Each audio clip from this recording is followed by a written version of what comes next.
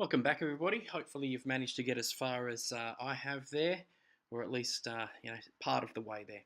Now we're going to have a look at creating the mouthpiece. So let's jump in and have a little look at a reference image here for a moment. Let's go back. Which one will we go with? Not that one. Let's say this one here.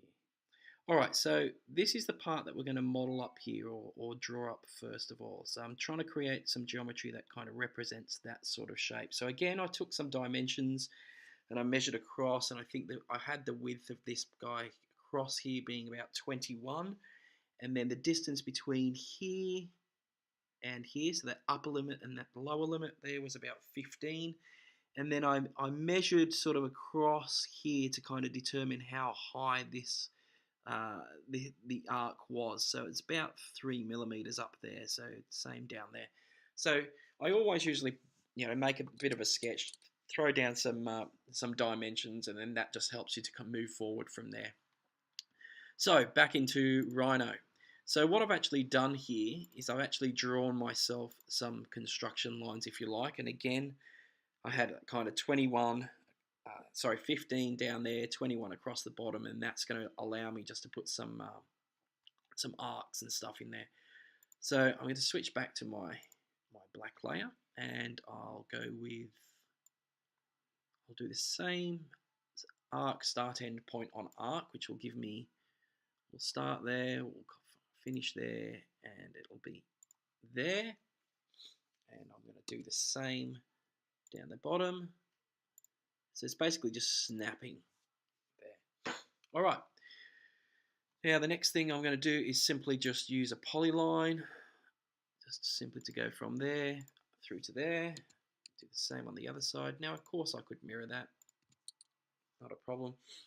What I should do with these pieces of geometry is to join that together. And there's probably looking at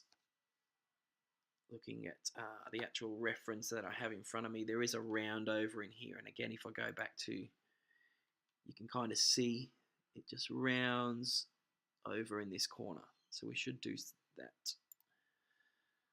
So I think I'll try, in fact I'm going to get rid of that reference line and that reference line, and I might go with a radius of about maybe 2 to start with. Let's have a look. Yeah, that looks okay. So I'll do that all the way around there. Okay, yeah, I'm happy with that shape. All right, so I've got that there, and now it's simply a case of moving this somewhere into position. So I'm going to move this guy. Okay, let's move this. Now you can see I've actually left like these two construction lines in there for the time being. That's going to help me just move this a little easier. So I'll go move. So I've selected the whole thing. I'm going to move, and down in my snaps down here, you can see I've got a intersection there, so I can actually snap to the intersection. Turn off midpoint. There we go.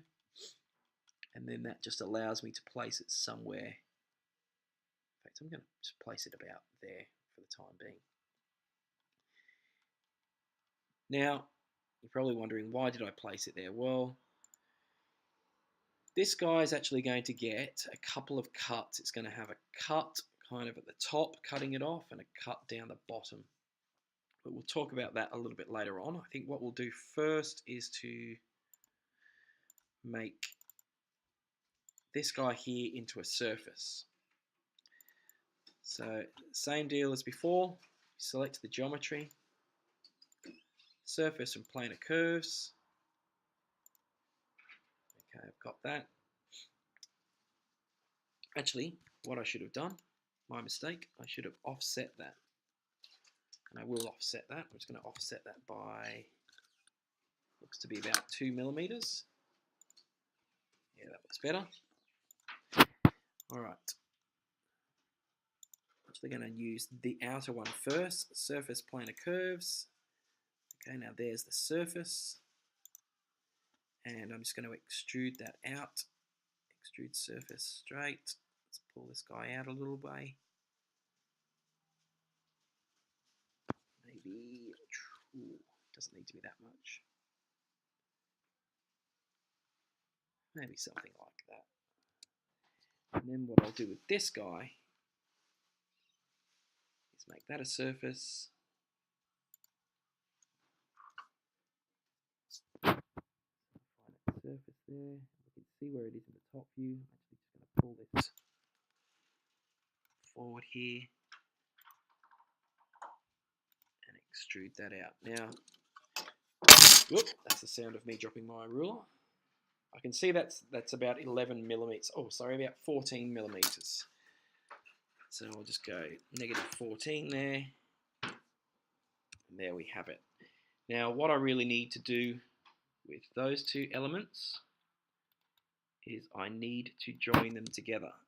So I'm going to select both of those and click on Boolean Union here, and that just fuses both of those together. Alright, I'm pretty much happy with that. So if you want to have a crack at doing something like that, don't worry too much about the placement. You can pretty much see where mine is there. I am actually going to move that up a little bit, but we'll do that in the next video. Alright, see you in the next one.